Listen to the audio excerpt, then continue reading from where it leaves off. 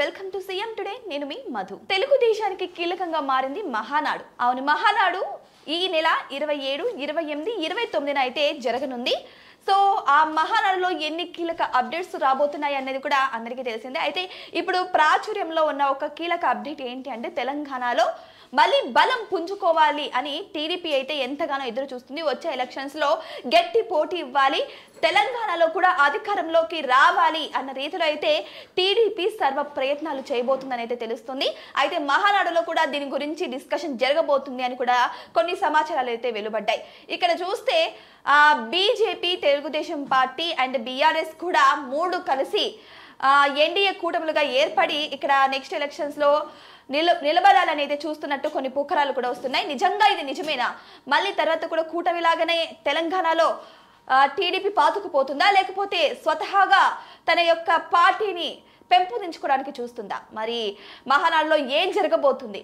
అయితే తెలంగాణలో మళ్ళీ పుంజుకోవాలని చూస్తున్న టీడీపీకి ఎన్ని సమస్యలు ఎదురొస్తాయో అందరం వేచి చూడాల్సిందే. నిజానికి అయితే తెలంగాణలో మళ్ళీ 0% నుంచి ఇప్పుడు టీడీపీ పార్టీ అయితే కొనసాగడానికి రెడీగా ఉంది.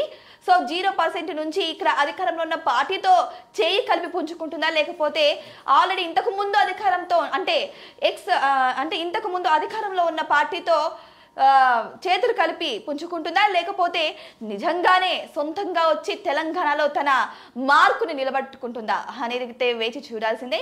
అయితే ఇవన్నీ పుకార్లు మాత్రమేనా, లేకపోతే ఇదే నిజమా, లేకపోతే నిజంగానే వీటి వెనక ఏదైనా స్ట్రాటజీ ఉందా? ఇవన్నీ చూడాలి. సో మీరేమనుకుంటున్నారు దీని గురించి? నిజంగానే తెలంగాణలో మళ్ళీ టీడీపీ పార్టీ వచ్చే అవకాశాలు ఉన్నాయా? టీడీపీ పార్టీ బలంగా పుంజుకునే అవకాశాలు ఎంత మాత్రం ఉన్నాయి? ఒకవేళ సింగిల్ గా వస్తే టీడీపీ పార్టీకి ఎంత అధికారం ఇక్కడ దక్కుతుంది, ఎంత మద్దతు కల్పిస్తుంటారు, ఎంత మద్దతుతో దూసుకెళ్తుంది అనేది మనం అందరం వెయిట్ చేయాల్సిందే. ఒకవేళ ఎన్డీఏ కూటమి లాగానే ఈ మూడు పార్టీలు కలిపి ముందుకెళ్తే మళ్ళీ కూడా నిజంగా అధికారంలోకి వచ్చే అవకాశాలు ఉన్నాయా? మీరేమనుకుంటున్నారు? మీ అభిప్రాయాన్ని కామెంట్ బాక్స్ లో కామెంట్ రూపంలో తెలియజేయండి.